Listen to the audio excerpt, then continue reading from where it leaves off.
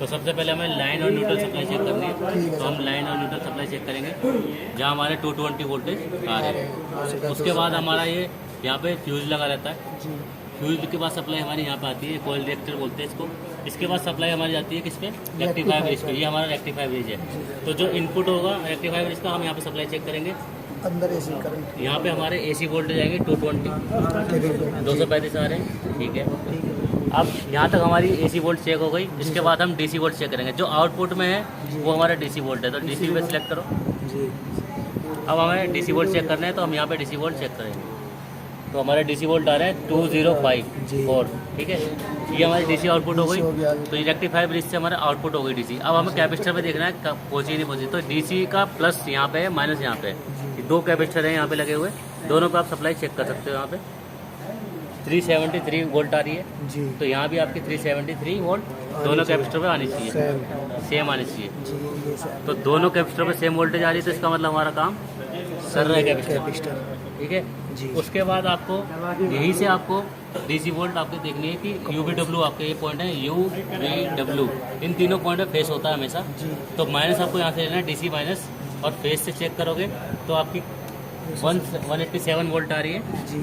तो 187 आपकी वोल्ट तीनों में आएगी।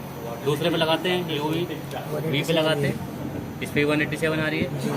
W पे लगाते हैं, इस पर 187 आ रही है। तो तीनों पे सेम वोल्टेज आ रही है, तो इसका मतलब हमारी PCB काम ओके कर रही है।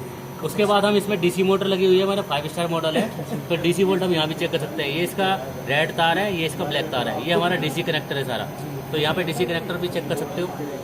यहाँ पे आपकी वोल्टेज आ रही है 373, जो आपकी कैपेसिटर पे आ रही थी वो सेम वोल्टेज यहाँ पे आएगी। उसके बाद आपको ब्लैक वाला कॉमन ले लेना है। ब्लैक वाला कॉमन लेके हम एक एक करके चेक करेंगे।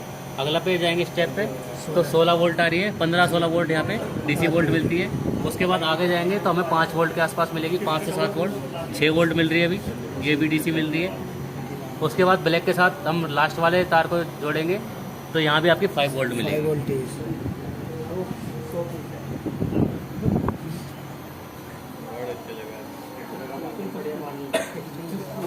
ठीक है, मोटर बंद हो गई ना, स्लो स्पीड हो गई। ठीक है, 5 वोल्ट इसमें लास्ट में मिलेगी। उसके बाद हमें IPM चेक करना है, तो फिर हम यहाँ से क्या करेंगे, माइनस पॉइंट यहाँ पे रखेंगे और इसका IPM वोल्ट चेक करेंगे।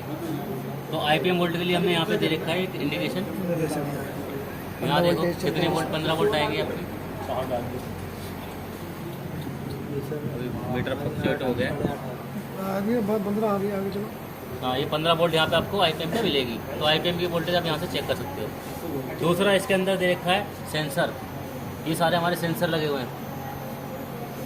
ठीक है, इसके अंदर ग्राउंड दे रखा है, ये ग्राउंड है, ये VCC है, और ये आपका VD6, ये सब इसके कोड दे रखे हैं, कितने कितने वोल्ट हैं, किस किस पे जा रहे हैं, सब में अलग अलग वोल्ट जाते हैं। ठीक है, तो आप यहाँ से भी ग्राउंड से लेकर सबको वोल्ट चेक करोगे। इसके लिए हमें ये प्रोब पतली चाहिए, नहीं तो हमारे क्या आपस में शॉर्ट हो गया तो सेंसर हमारा खराब हो जाएगा, इसलिए हम इसको चेक नहीं करते। यहाँ से हम सेंसर अपना चेक कर सकते हैं। ठीक है सर, धन्यवाद।